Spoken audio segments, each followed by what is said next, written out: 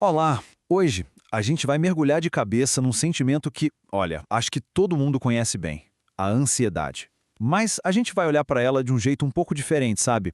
Não como uma condição médica, mas como uma pressa que a gente sente por dentro, uma agitação que nós mesmos acabamos criando. O objetivo é entender as raízes disso e como essa ansiedade se manifesta no nosso dia a dia. Para a gente começar a pensar nisso, fica aqui essa pergunta. Quem nunca se pegou correndo com uma pressa danada, como se alguém fosse roubar o prato de comida, mesmo sabendo que não tem perigo nenhum? Pois é, essa sensação de urgência por algo que a gente só imagina, esse é o coração da ansiedade que vamos analisar aqui. No fundo, a ansiedade é isso, um desalinhamento total com o presente. É a nossa mente pulando lá na frente, se preocupando com o próximo passo, antes mesmo da gente ter vivido o agora. Nós mesmos criamos essa tensão. E o mais irônico de tudo é que também criamos a sensação de alívio depois. É um ciclo. Ok, vamos mergulhar nisso. Como é que essa pressa interna aparece na prática? A ansiedade não é uma coisa abstrata, não. Ela se revela nos nossos comportamentos mais simples, no jeito que a gente age, que a gente fala e até em como a gente fica parado. Primeiro, os sinais no corpo. A mente ansiosa se comunica através de sintomas físicos bem reais, né?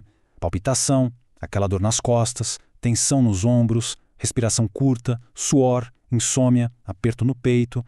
Basicamente, o nosso corpo está reagindo a uma ameaça que, na maioria das vezes, só existe nos nossos pensamentos sobre o futuro. Pensa numa coisa básica como comer. Quando a gente come já pensando na próxima garfada, a gente não está aproveitando a comida. Estamos só cumprindo uma tarefa para chegar logo no próximo momento. É a ansiedade pura, aquela pressa por algo que nem existe, se manifestando ali, no nosso prato. E na hora de conversar?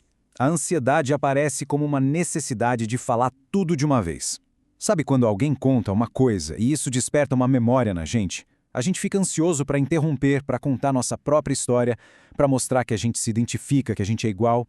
É a ansiedade de ser aceito virando um atropelo de palavras. E quando não tem o que fazer? Bom, aí a ansiedade vira inquietação. Balançar as pernas, mexer numa caneta, bater os dedos na mesa.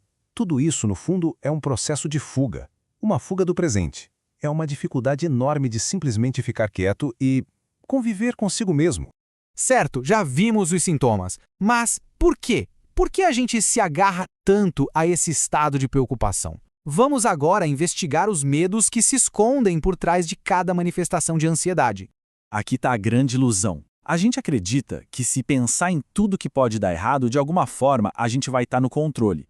Então, ficamos martelando cenários imaginários numa ânsia de evitar o que não existe, o que não aconteceu e que talvez nunca vá acontecer.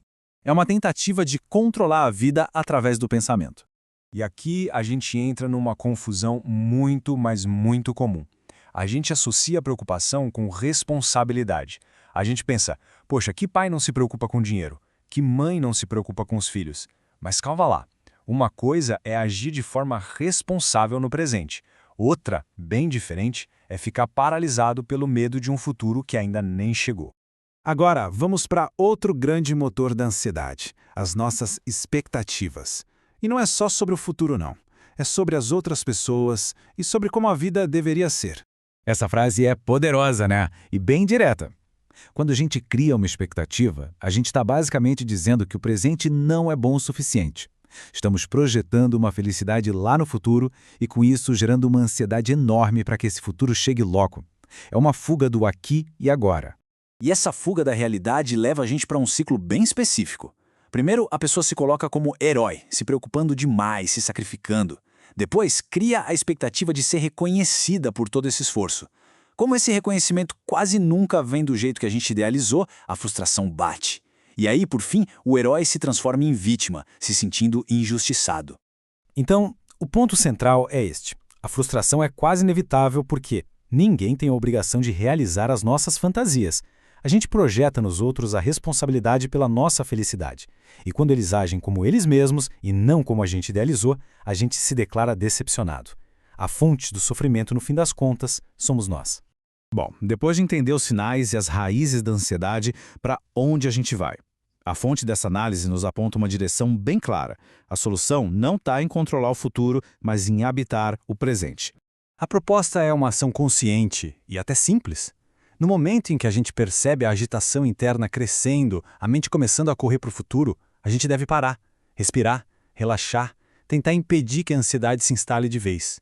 Se ela não nos ajudou até agora, não tem por que continuar alimentando, né? E isso nos leva à ideia central de tudo. A paz não é uma recompensa que espera pela gente no fim de uma jornada de preocupações. É uma escolha que pode ser feita agora. Em vez de criar um monte de condições para uma felicidade futura, a proposta é buscar essa paz no único momento que realmente existe: o presente.